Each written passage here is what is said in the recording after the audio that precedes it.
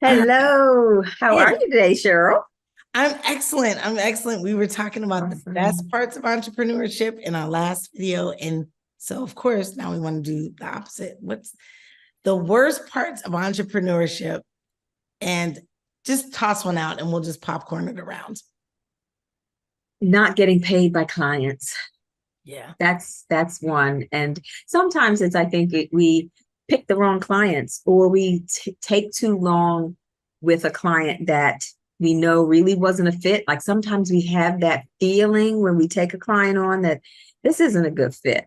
And sometimes it's not getting paid not because of something we did. The client just said they were going to do what they were supposed to do and they don't do it. And sometimes we have to just take our losses and move on. You know, it's interesting. Some people want to take people to court and all that stuff. The thing is to be mindful before it gets too bad. And Right. don't let that have be all your eggs in one basket that client doesn't pay and then you're in a Yeah. problem. Totally So agree. Totally agree with that. I think for me, I'm gonna push it further upstream. Yeah, upstream. Um, it's even just the runway to make money, right? mm, It's literally how do you package this? How like what are people looking for? What is the big bang? Where's the return on their investment? How do you track it? How do you let other people know that they got a return on investment? If they didn't get a return on the investment, how do you tweak what you're offering to be sure they do? Right. So it's all these things. And as you mentioned, life is happening for clients too.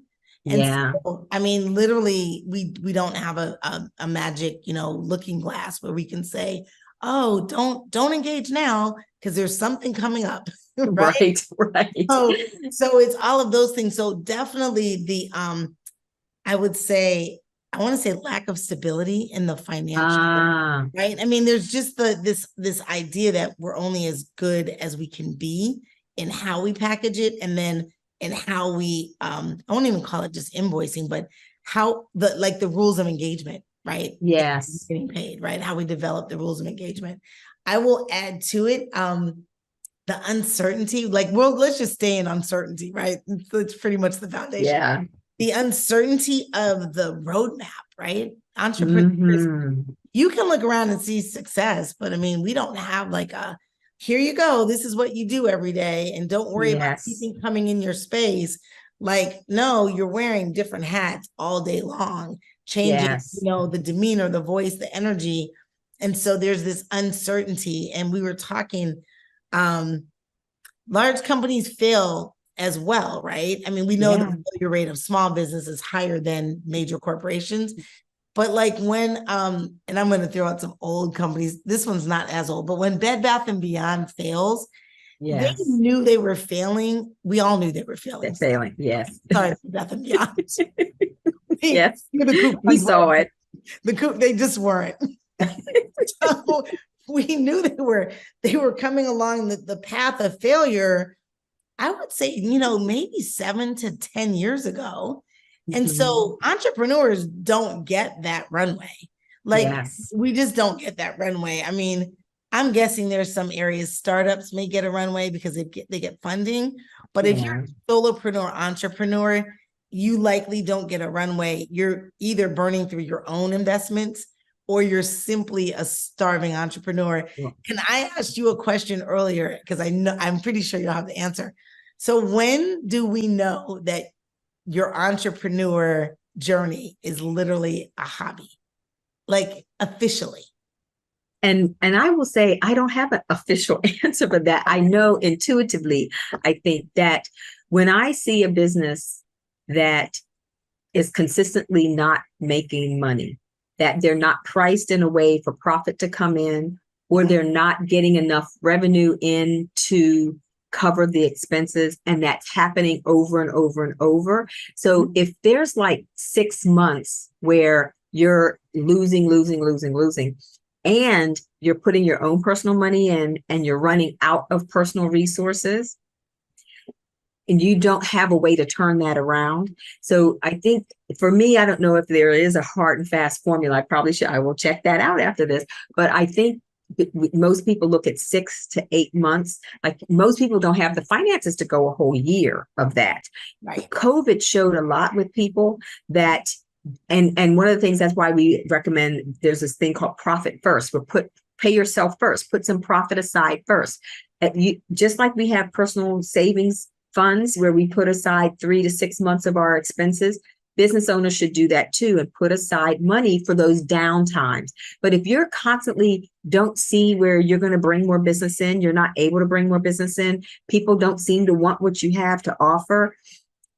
Or the thing I find most often, and one of the things that people don't like about being in business, is the accounting side. Most people don't like the accounting stuff. Like you said, they don't want to come home at night and deal with the accounts. They don't know whether there's a return on investment. That's a true sign sometimes, and you don't know what's going on in your business. But if you recognize that you're selling stuff for less than what you really paid for it, or with that and all of your overhead, you're not charging enough, you're doomed. You can't continue that on. And that's what I think some entrepreneurs are failing.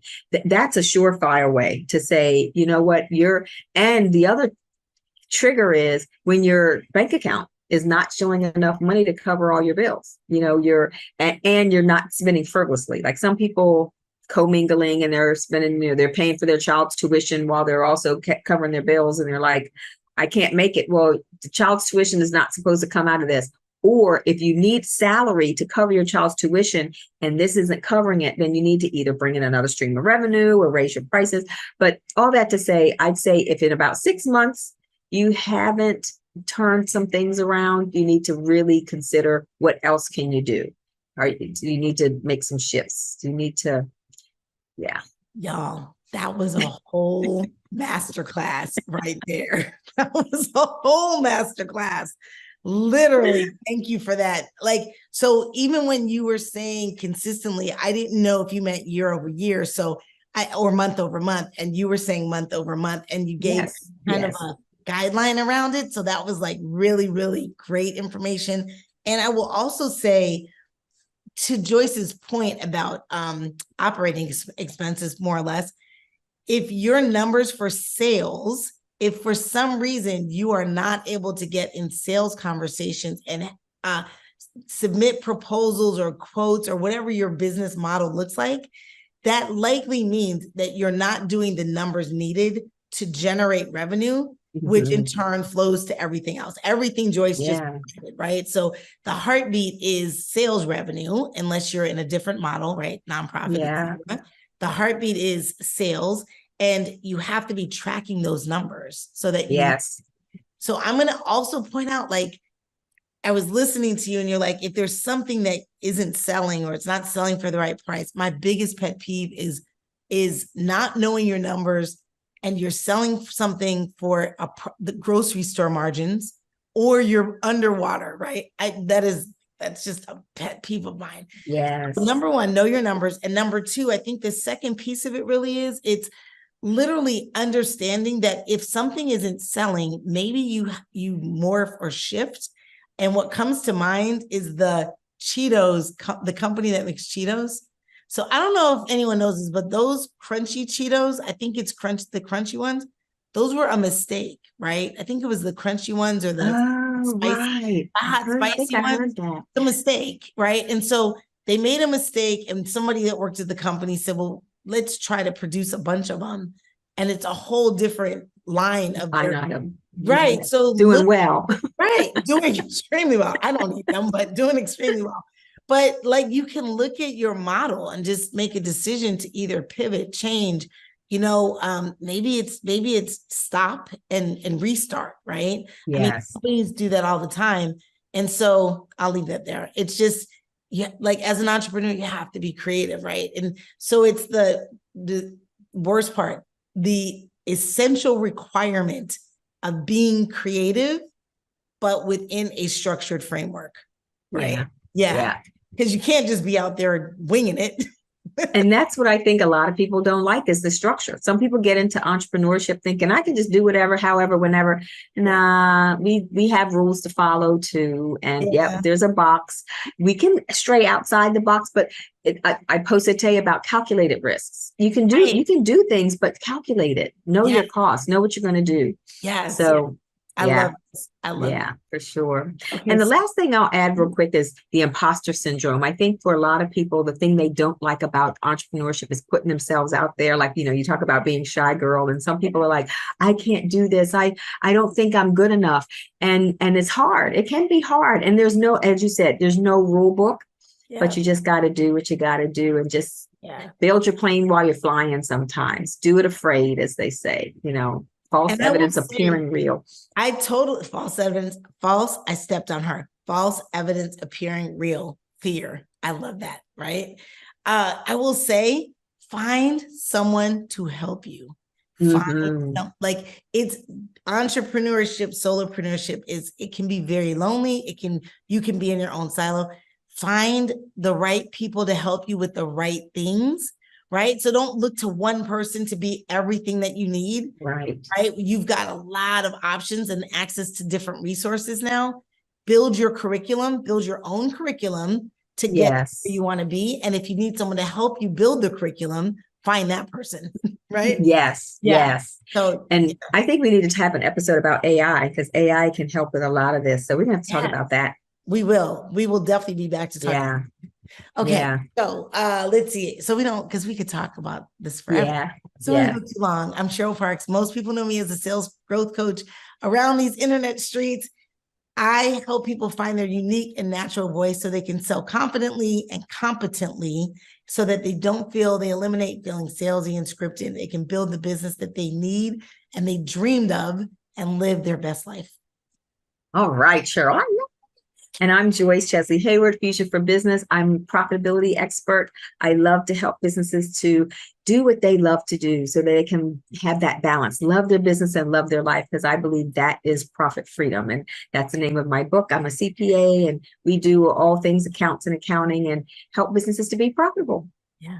Name of the game. We'll see you soon. Thanks for watching. Thanks. Bye. Bye.